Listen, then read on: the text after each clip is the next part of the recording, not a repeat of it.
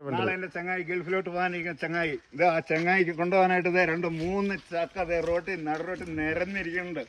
സംഗതി എന്റെ മുണഞ്ഞെല്ലാം കുത്തി കളഞ്ഞോണ്ട് ചങ്ങായി അങ്ങനെ സൂപ്പറായിട്ട് കൈകാര്യം ചെയ്യുന്നുണ്ട്. കുറച്ചു പേര് ഇവിടെ ഇരുന്ന് നല്ല കൊച്ചിന് നമ്മള് ജോഷിച്ചേട്ടൻ പറഞ്ഞ ആ ചങ്ങാതി ഈ ചങ്ങാതി കേട്ടോ. അപ്പൊ നാളെ നമ്മൾ നേരെ ബാക്ക് ടു കുവൈറ്റ്. അപ്പൊ പോകുന്നതിന് മുമ്പായിട്ട് പുള്ളിക്കാരൻ പറഞ്ഞു എടാ നല്ല വരിക്ക ചക്ക നല്ല സൂപ്പർ ചക്ക ഉണ്ടെന്ന് പറഞ്ഞു. ആ ചക്ക ഇട്ടു നമ്മള് വെടിയില് ചക്കപ്പഴം എന്നൊക്കെ പറഞ്ഞാണല്ലോ ലൈവ് മരത്തേന്ന് വെട്ടി പൊളിച്ച് വലിച്ച് കീറി തിന്നുന്ന ആ സീനെന്നൊക്കെ പറഞ്ഞ ഒരു രക്ഷയില്ല കേട്ടോ. അത്രയല്ലേ ഉള്ളു. എങ്ങനെ തോന്നിച്ചാ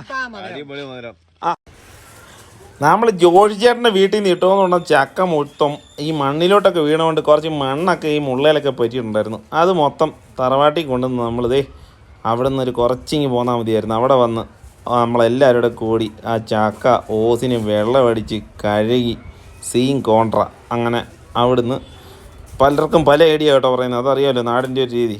100 ഐഡിയകളാണ്.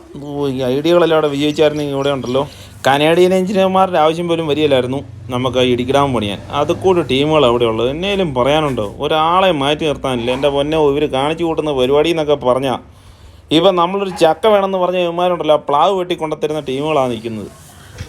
അങ്ങനെ നമ്മൾ കഴുകിയ ചക്ക മുഴുവൻ നേരെ ജീപ്പയിലോട്ട് വാരി കയറ്റിയിട്ട് നേരെ നമ്മൾ പാക്ക് ചെയ്യാൻ വേണ്ടി വീട്ടിലോട്ട് പോകുന്ന സീനാണ്. ഇത്രയേ ഉള്ളൂ.